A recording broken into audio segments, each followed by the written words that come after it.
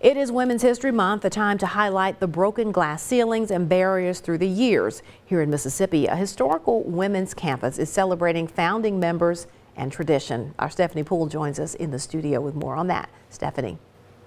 That's right, Andrea. Now, women weren't always given equal opportunities to education, but times have progressed. In fact, in 2021, nearly 60% of the student body at universities were women. And some of those strides started right here at the Mississippi University for Women.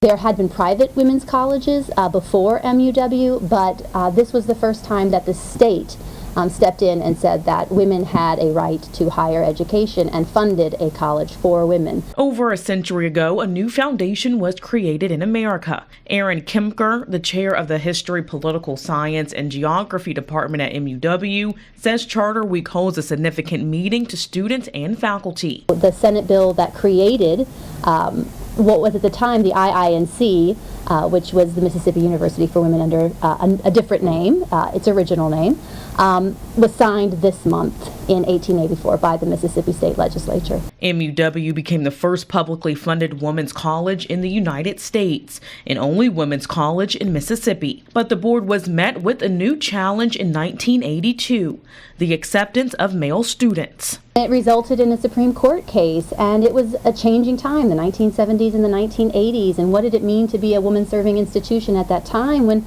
you know, society was opening up new opportunities for women elsewhere. And the Supreme Court decided that since it was a publicly funded institution, it needed to open its doors for all. Diversity.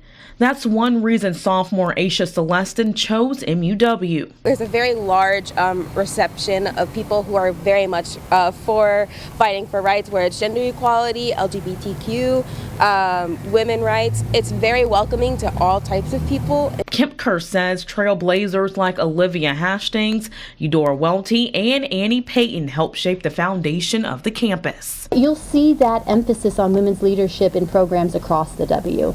And I think certainly there has been the need for women's leadership across the 20th century, and we definitely need it in the 21st century.